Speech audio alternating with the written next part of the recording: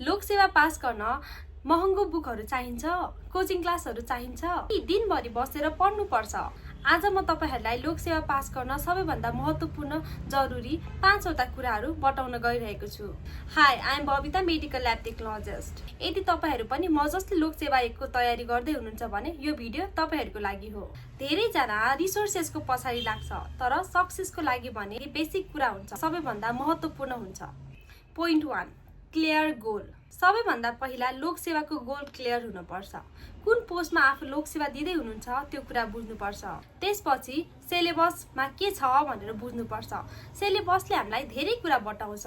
Question pattern, कतिवटा question कुन चाहिँ टपिकबाट आधारित हुन्छ भनेर बुझाउँछ। यसले मार्क पनि डिटरमाइन गर्छ। कहिले विज्ञापन खुल्छ। गोल क्लियर भयो भने प्रिपरेसन पनि डिरेक्सनमा जान्छ। Point number 2, right material.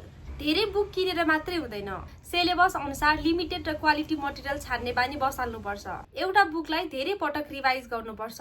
नयाँ बुक चलाउनु भन्दा रिभाइज गर्नु प्रभावकारी हुन्छ। Point number 3, consistency. Lok Sewa pass गर्न सबैभन्दा ठूलो कन्सिस्टेन्सी हो।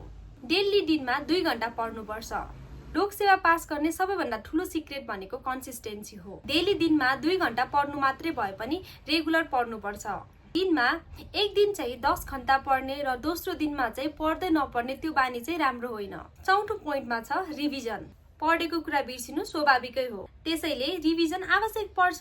विकली र मन्थली रिभिजनको प्लान बनाउनु पर्छ। पोइन्ट 5 मा पास्ट क्वेशन र प्र्याक्टिस क्वेशन। जति पढ्यो त्यति प्र्याक्टिस गर्नुपर्छ। Question, mock test, model question एक्जामको प्याटर्न बुझाउन मद्दत गर्छ। लोकसेवा पास गर्ने कुनै म्याजिक फर्मुला छैन। Clear goal, right material, consistency, revision र पुरानो क्वेशन र प्र्याक्टिस क्वेशनहरूले यी 5 कुरालाई फोकस गर्नुभयो भने लोकसेवामा सफलता अवश्य मिल्छ। तपाईँ लोकसेवाको कुन चाहिँ पोस्टको तयारी गर्दै हुनुहुन्छ कमेन्ट गर्न नभुल्नुहोला। म चाहिँ 7औं तहको मेडिकल ल्याब टेक्नोलोजिस्टको लागि तयारी गर्दैछु। यस्तो लोकसेवा तयारी सम्बन्धी भिडियोहरूको लागि सब्स्क्राइब गर्न नभुल्नुहोला। धन्यवाद।